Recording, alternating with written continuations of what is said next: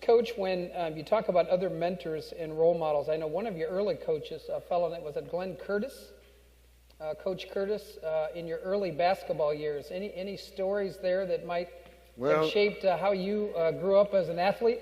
There was one. I thought the player my first year in high school, I didn't like.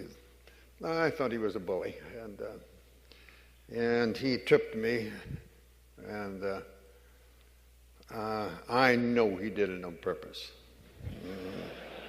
And I came up fighting mad, and I went after him, and I didn't have any more sense. He was bigger than I was and all that, but I went after him, and the coach stopped it, and he sort of blamed me.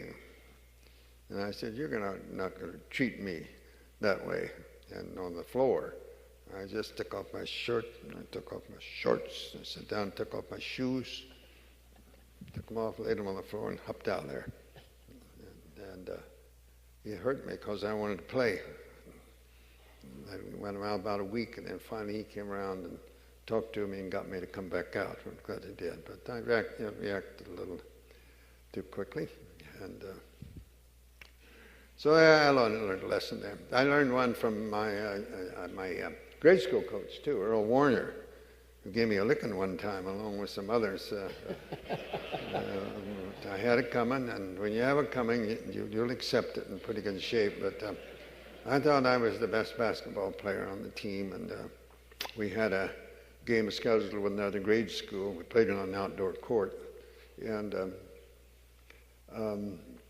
he came around in the morning and said the game had been canceled. We would be able to play that afternoon. I lived about a quarter mile to a half mile away from the school, and I went home at noon, and I came back in the afternoon, and he said that Hazelwood was the other team they'd called, and they're going to be able to make it after all. And I said, "Well, that's too bad. I won't be able to play because I didn't bring my shirt. We just had overalls, and we had a shirt we put over it.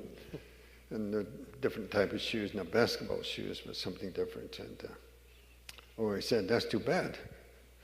Well, I thought he's going to send somebody home to get my shirt.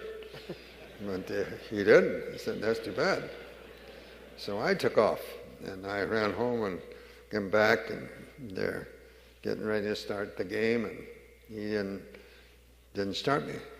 And we weren't doing too well, but as the game went by, I got up and walked in and said, "Mr. Warner, we can win this game if you play me." "Oh, I know that," he said, "but the score is not that important. You come back and sit down. I know you're very tired."